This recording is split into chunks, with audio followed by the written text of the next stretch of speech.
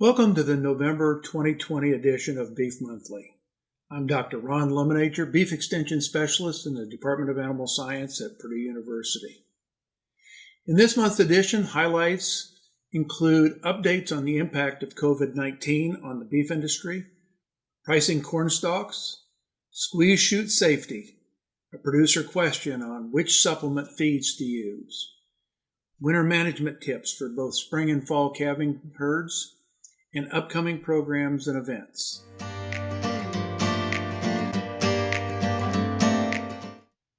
In this month's headline news, we're going to start with talking about COVID-19 cases rising. And what that's resulted in is big buying at the grocery stores. They're not calling it a panic buying yet, but in some places the grocery store shelves are pretty empty. And Iowa State has just published an article dealing with pricing corn stalks for grazing, harvesting, or unharvested in the field.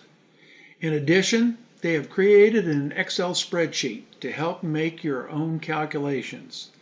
The URL for this information has been placed in show notes below.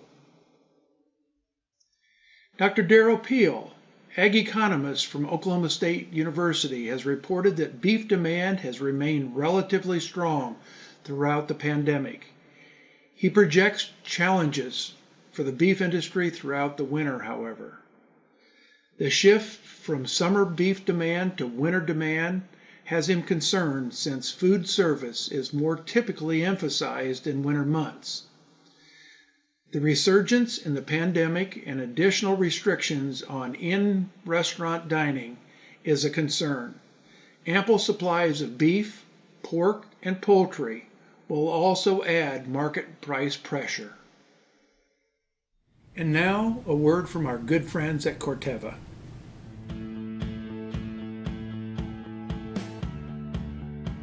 Your land is more than a business. It's a heritage that has been passed down from those who tended it before you, by those who shaped it, changed it, and cared for it. Your land has a legacy, one that you carry on, but also one you build on. At Corteva Agriscience, we are the stewards of a lasting legacy.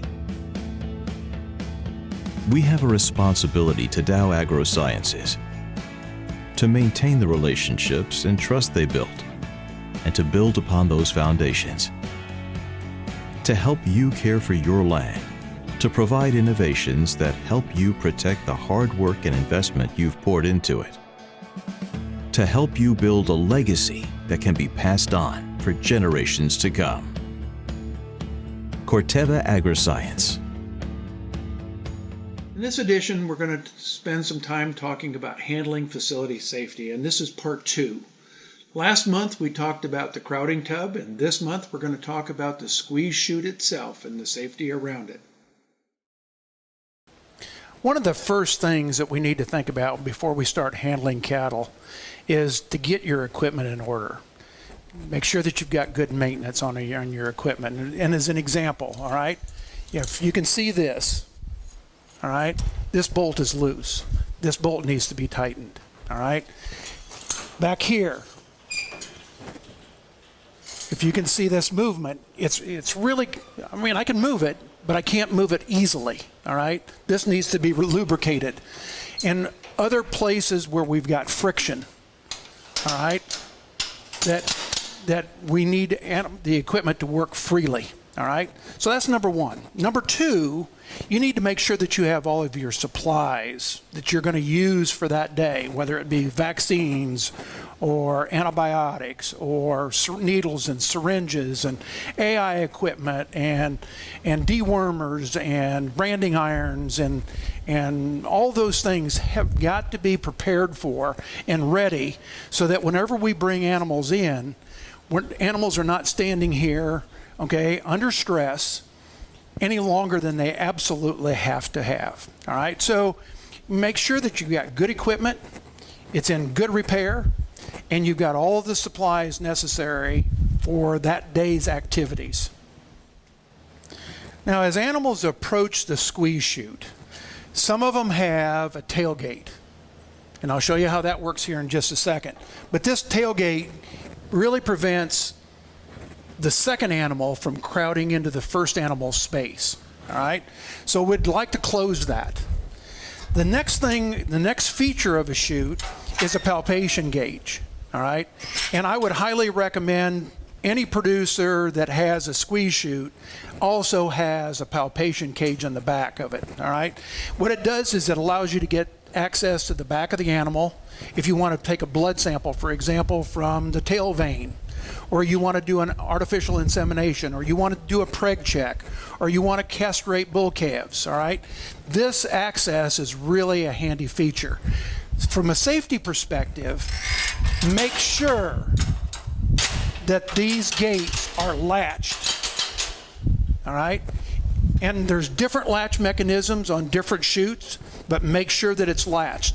The other thing that's really nice about most palpation cages is that I can actually open this gate and lock it to prevent the animal, the second animal, from coming forward.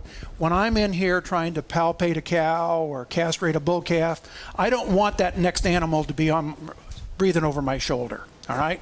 So a couple of safety features is make sure that this is latched correctly and secure, all right, when animals are entering, all right?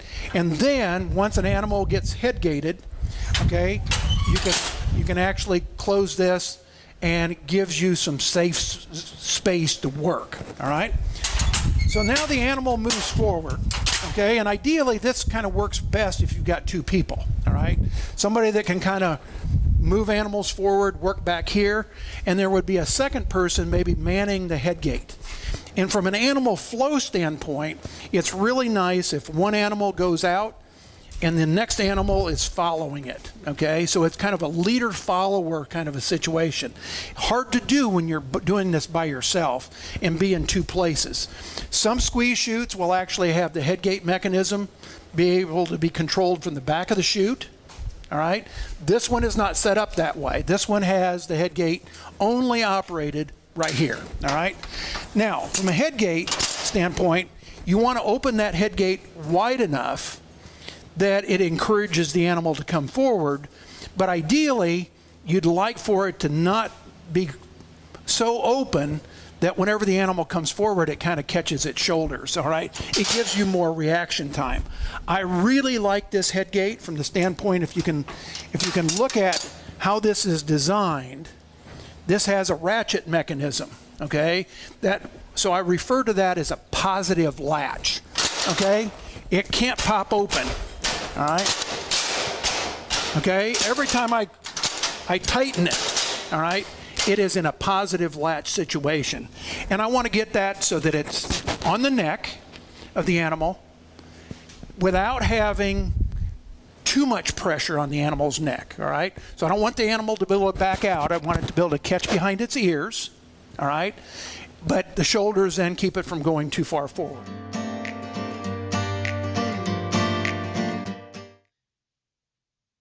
In this month's Ask Dr. Ron, the producer asked the question, I have what I think is some pretty good hay and some hay that I'd categorize as mediocre. Do I need to supplement these hays? Well, the first step is really to get a good forage sample. All right? That takes about 20 probes per lot of hay to be able to minimize the amount of variation. And then send that combined set of probe samples to a certified laboratory for each lot of hay that you have. In show notes below, I've listed the URL for a list of forage testing labs. The next step then, after I get my forage analysis back, is to determine which nutrients need to be supplemented. Is it primarily energy or protein that I need? I use this table, okay, as a guide for how do I categorize the hays that I have to the cows during different stages of production. All right. So for example, in this table, if I've got a hay that tests 61% TDN, fits pretty nicely into the mature cow early lactation ration. Fits reasonably good in the first calf heifer early lactation as well.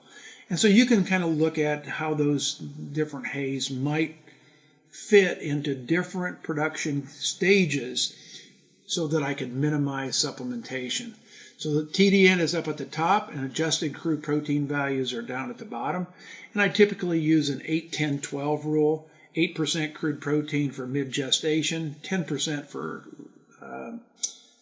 late gestation and late lactation, and 12% for early lactation.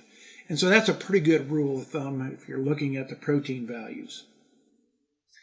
In this table, I've listed some commonly used supplements, and while this table might be a little bit small in terms of its print, basically it has energy supplements at the top, which would be things like corn, corn silage, corn skins, hominy, soybean hulls, etc.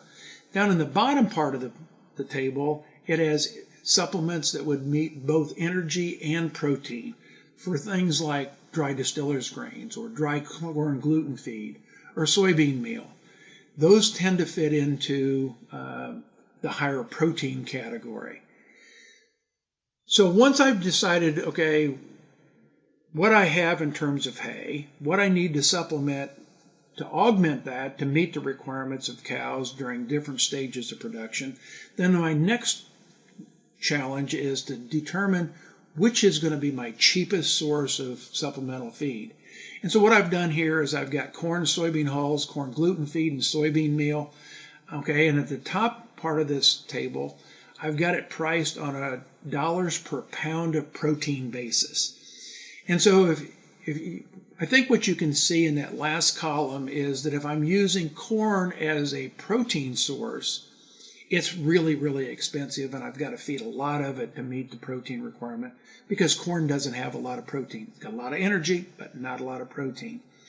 Soybean meal, on the other hand, has a relatively high protein value at about 40-45% crude protein on an as-fed basis, and it becomes one of the cheaper sources of protein, at least in this example.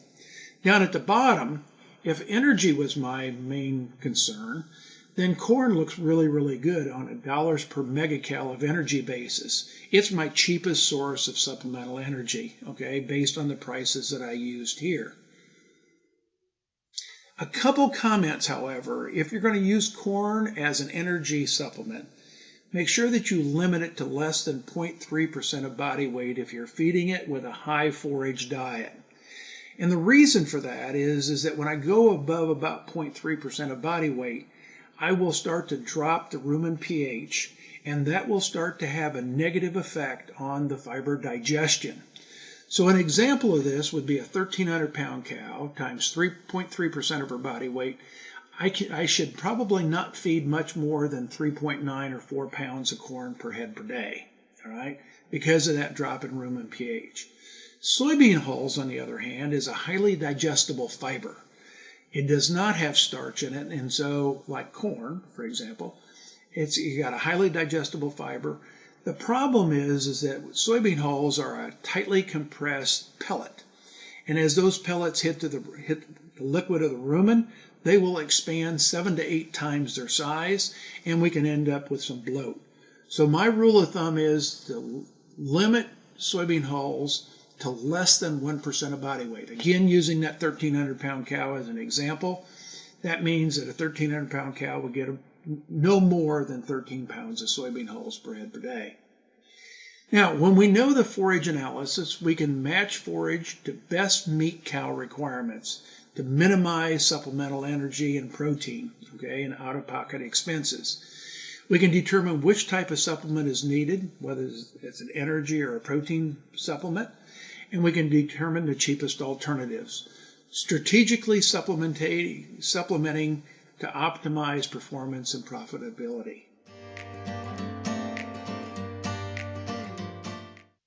In this month's management tips, we're going to start off talking about sampling hay for nutrient analysis, and we addressed part of that issue in the Ask Dr. Ron segment.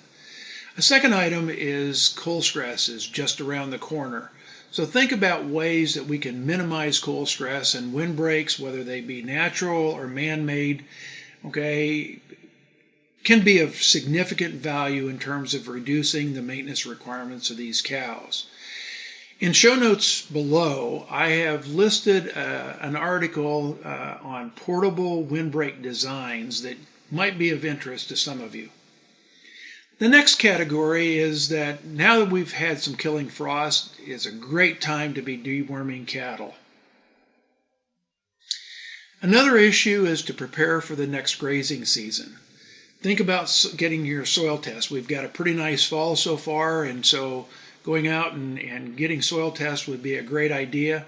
Adding soil amendments as the weather allows. Okay, so N, P, and K, lime for adjusting your pHs, etc. Okay, if you're going to frost seed next spring, this would be the one time that overgrazing would be recommended, and that is really to reduce the amount of competition of the established grasses with whatever you put in terms of the overseeding. And typically the overseeding would be something like red clover, maybe a little bit of white clover next February or March, okay, as a frost seed. Another management tip would be to winterize, all right?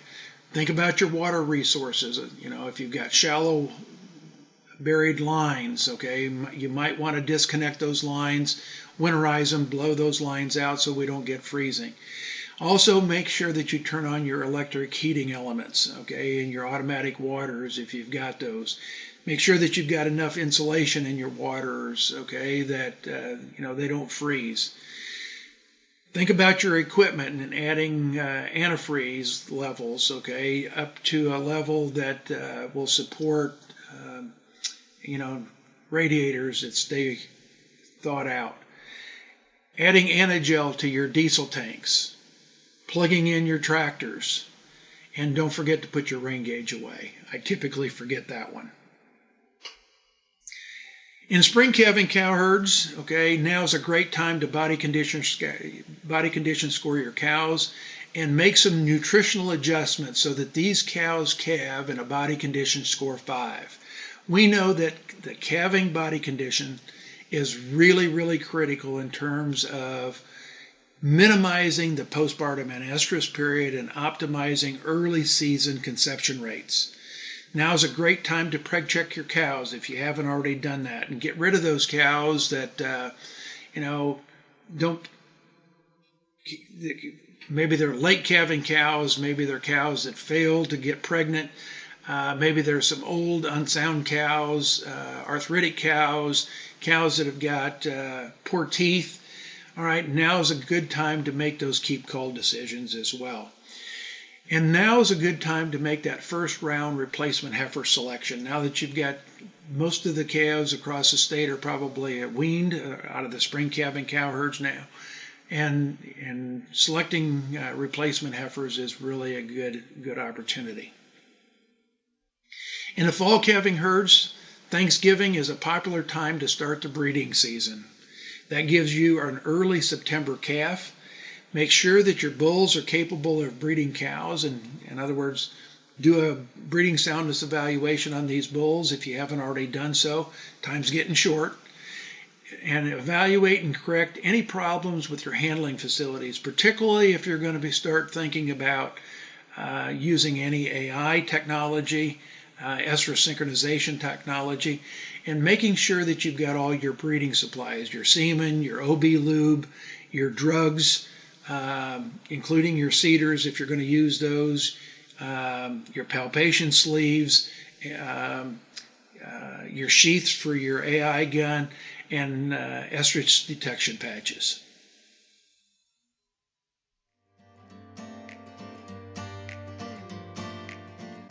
In this month's upcoming programs and events, we're going to kick off with a short interview between Barry Wessner and Matt Clays talking about Hoosier Beef Congress, which is scheduled for December 4 to 6 at the Indiana State Fairgrounds. Welcome to Beef Monthly, and we're going to take a few minutes here to talk about the up-and-coming 2020 Hoosier Beef Congress event that's going to be going on here the first weekend in December. With me today is Barry Wessner, and Barry is the co-chair of this large educational livestock event. Barry, thanks for coming in and being willing to discuss what's going to be going on. And I know the burning question on everybody's mind is with the COVID-19 pandemic, and is this event going to happen the first weekend in December? Well, thanks, Matt. I'm glad to be here, and that is the burning question of the day. My phone's been hot today, and so is the one down at the IBCA office, especially after the governor's press conference yesterday afternoon. And to dispel any rumors that might be out there, we absolutely are moving forward in a positive direction to have this year's event. Obviously, there's going to be some things that look different. We don't know and can't predict what's out in front of us, but we are very, very encouraged that this event will go on as planned. There's going to be a few changes, specifically the auction, the cattle auction. We're not going to have our show ring or our sale ring down there in the corner and pack all those people in there. We're going to have Walton Webcasting will be videoing those cattle on Friday when we actually show them, and then they'll get them in sale lot order, and we're looking at different locations to move that out of the cattle barn itself, and then project that up on large TV screens where we can socially distance people. You might be looking or talking to some people through some plexiglass in some different places, and we've got some preliminary other plans to change some things to try to minimize the contacting just as much as we possibly can and not have people standing in lines. Yeah, I know the committee's been working really hard to make sure that the safety of the exhibitors as well as the volunteers and everybody that works there is going to go off well, so that we don't have it very much risk with this event. Now, when can the cattle arrive? Will it be typical in weighing, checking in as usual? Normal arrival time, I don't have that right off the top of my head. Wednesday evening, there can be some cattle arriving at the fairgrounds. Thursday is obviously the big day where we're going to start processing things through the scales, that being actually all the sale cattle, commercial heifers, and crossbred steers, which we went to a couple years ago. And you can watch the upcoming announcements that are going to be made on our website and social media, but we're going to expand that, and we're going to try to get some more cattle through the scales, through the chutes on Thursday night, both for helping our staff that's there, our volunteers, and again, because of that ultimate goal of being done before showmanship starts on Friday evening. Good. Well, showmanship on Friday evening is going to start off. Do you have the names of the judges this year? We've been getting a lot of phone calls about that. Yeah, I do. Two sets of husband and wife teams, Craig and Stephanie Steck from Nebraska, and Andrew and Emily Foster from Michigan. They'll serve as your showmanship judges for this year's event. Good. Both of those couples will work really well with the kids and should be a good experience for them. Yeah. The livestock judging contest is also going to happen on Saturday morning, and it's going to look a little bit different. We're still going to have registration at 7 in the morning. We're going to try to run all the classes, all 6 classes at the same time to make sure that we maximize the spacing for those contestants, and overall time-wise is going to work well. For those of you that are bringing teams, a safety and health plan has been turned in. So contest-wise, you do not need to do that, coaches. Just fill out a safety form for your travel, but not the event, and it has been approved. Now, the trade show is also going to look a little bit different and moved this year. You want to tell us about that? Sure would, Matt. And it is, and we're actually excited about it. We were kind of bummed out at first because of social distancing, space requirements, and so forth. The trade show will not be around the outside of the show ring this year. It'll be moved over to the Pop Weaver Youth Arena, which gives us a very, very large space. We were able to expand the number of trade show exhibitors that we have. Talking to Joe Moore today, I think we have just a couple of 10x10s left, and other than that, it's sold out. So tremendous amount of interest, and look forward to the vendors being there and hopefully having a good turnout. Good. Anything else we need to know about Hoosier Beef Congress at this time? Obviously we'll keep you informed as any changes may happen. Again, we can't predict the future. We're very positive. We feel very good about the plans and changes that we have in place already, and may add some more, and we're looking forward to a great event. In other upcoming programs and events, we've got regional beef meetings that are going virtual this year, and we're going to have one statewide meeting to be held on Tuesday, January 10th at 7 p.m. This is a free live stream program that will be recorded for later viewing. Watch for program registration details. The Indiana Beef Cattle Convention is currently scheduled as an all-day, in-person event and will be held at the Hendricks County Fairgrounds on Saturday, January 23rd in Danville, Indiana. The National Western Cattle Show has been moved this year to Oklahoma City. The event is being called the Cattlemen's Classic, and most of the major beef cattle breeds have moved their national shows to this event. It will be held January 2nd through the 17th, and I've posted in show notes below the URL for more information on the Cattlemen's Congress. In other upcoming events, the National Cattlemen's Beef Association Annual Convention and Trade Show, scheduled for early February, has been rescheduled for August 10 through 12 in Nashville, Tennessee. Again, I've posted in show notes below a URL for convention information. As we conclude this edition of Beef Monthly, we'd like to wish everyone a very happy Thanksgiving. Please stay safe and healthy.